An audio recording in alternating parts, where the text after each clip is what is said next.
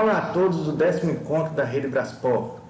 Meu nome é Randolfo Sá de Araújo Marinho, o autor principal desse trabalho, cujo título é Avaliação da ictiofauna do Rio do Cabelo, em João Pessoa, na Paraíba, antes e após a biorremediação. Vou contar para vocês uma breve introdução, onde eu falo que ecossistemas aquáticos urbanos são extremamente impactados em consequência da elevada carga de materiais orgânicos advindos de lançamentos de esgoto. Nos processos de eutrofização, existe um grande aumento de nutrientes que provocam a degradação de meios aquáticos. Em João Pessoa, na Paraíba, alguns ecossistemas aquáticos urbanos são encontrados, como por exemplo, o rio Jaguaribe, a lagoa Parson Lucena, que é no centro da cidade, e o rio do Cabelo, certo?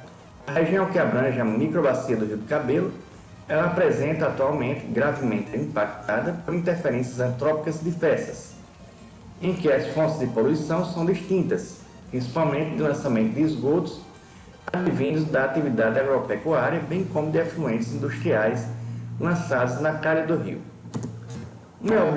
Desse modo, a biorremediação, como um processo que oferece maior segurança e menor perturbação ao meio ambiente, tem sido crescentemente estudado por ser uma ferramenta eficiente e de baixo custo, como por exemplo os jardins flutuantes, os wetlands e as estruturas de biofilme. O meu objetivo geral é avaliar o Rio do Cabelo antes e após a sua restauração, usando a ictiofauna como bioindicadora, certo? Aqui está a minha área de estudo, mostrando o Rio do Cabelo e os pontos onde eu fiz o trabalho.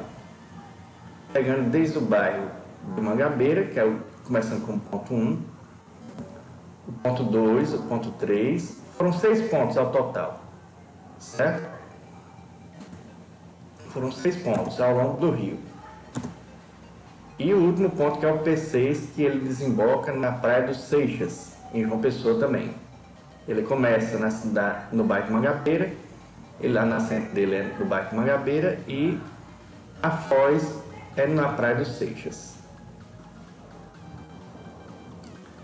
Ainda na metodologia, nós temos a composição da ictiofauna, como ela foi feita.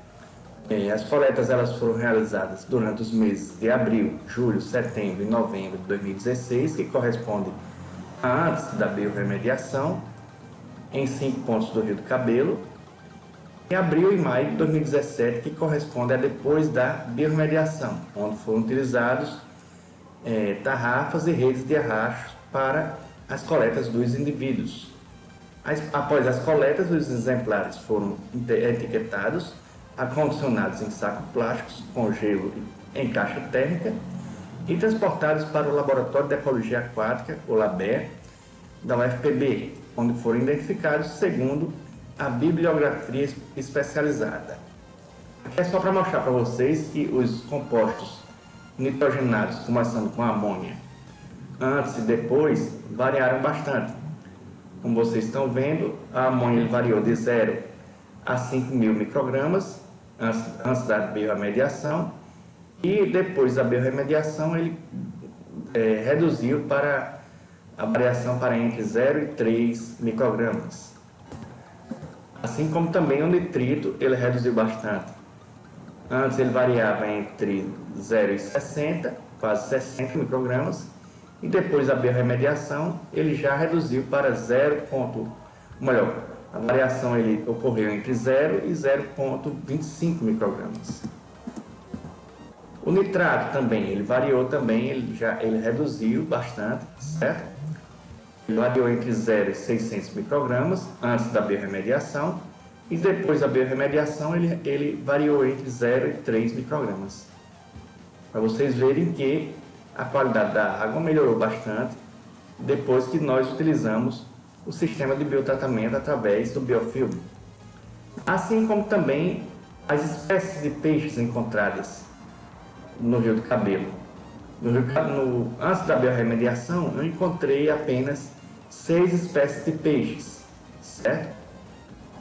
O peixe-rei, a piaba, eu estou falando só os nomes vulgares, certo?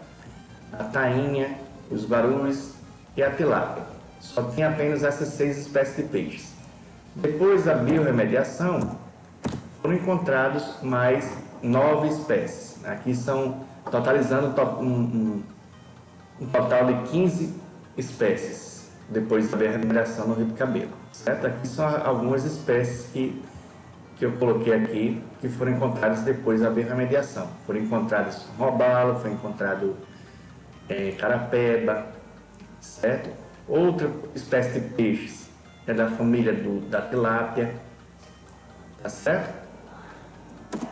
E aqui mostra um gráfico para representar a quantidade de espécies de peixes que tinha, a abundância relativa que tinha antes e depois da biorremediação. Para vocês verem, aqui só tem 6 espécies antes e aqui depois temos 15 espécies. Em todos os 2 períodos, tivemos uma grande quantidade de espécies resistentes, certo? Resistentes à poluição, como por exemplo, aqui antes da biorremediação, temos a espécie Poecilia vivípara, que o nome vulgar dela é os guarus, certo? Elas são bastante resistentes à poluição, podendo sobreviver a níveis de oxigênio chegando a 1 ou 2 miligramas.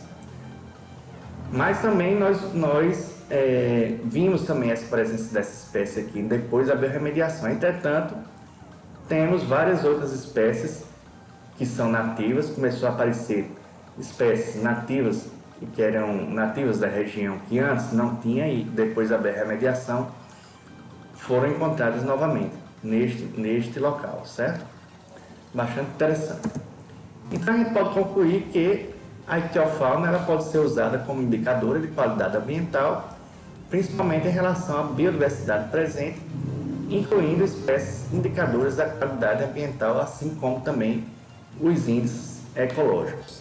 Tá certo? Muito obrigado a todos, espero que tenham gostado e até a próxima.